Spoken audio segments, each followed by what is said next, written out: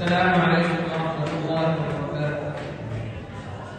الحمد لله الذي قال في القرآن المجيد: أطيعوا الله ورسوله. وأصلي وأسلم على النبي الأمي الذي قال عنه ربه: لقد كان لكم في رسول الله أسوة حسنة. أما بعد، فأعوذ بالله من الشيطان الرجيم. بسم الله الرحمن الرحيم. يا أيها الذين آمنوا أطيعوا الله وأطيعوا الرسول وأولي الأمر منكم، فإن تنازعتم في شيء فردوه إلى الله والرسول إن كنتم تؤمنون بالله واليوم الآخر، ذلك خير وأحسن تأويلا.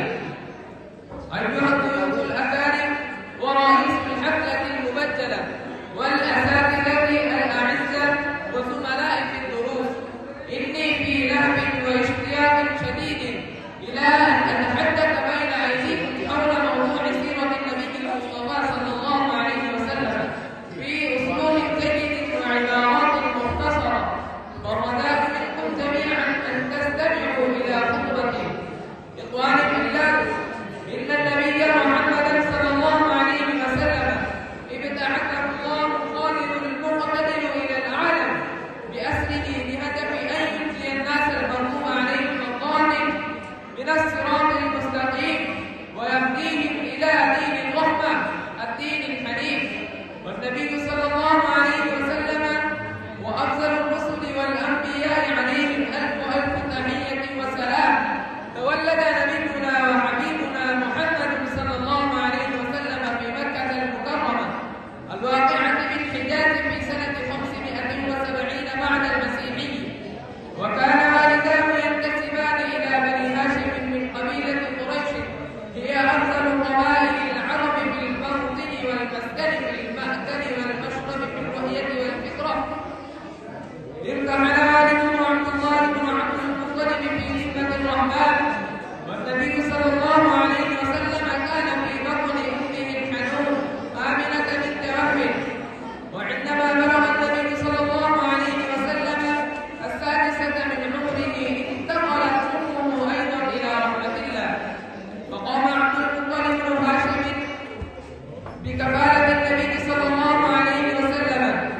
ولما بلغ 8 أعوام من سنه انتقل جده عبد المطلب أيضا إلى رحمة الله، فكفاله عبد النبي الكريم صلى الله عليه وسلم أبو طالب.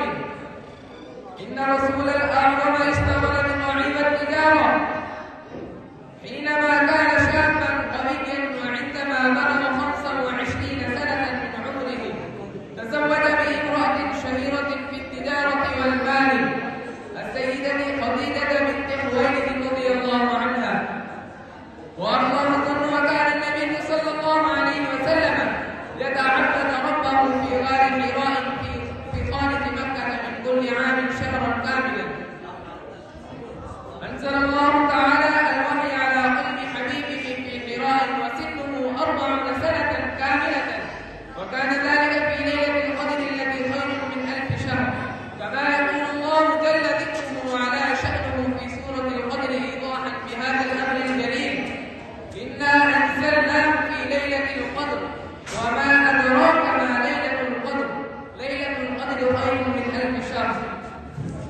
بعد هذا الوحي الرباني من الله تعالى بدأ النبي الكريم صلى الله عليه وسلم أن يدعو قريشا إلى دين الحق، دين الإسلام، واستمر في دعوته أكثر من 10 أعوام.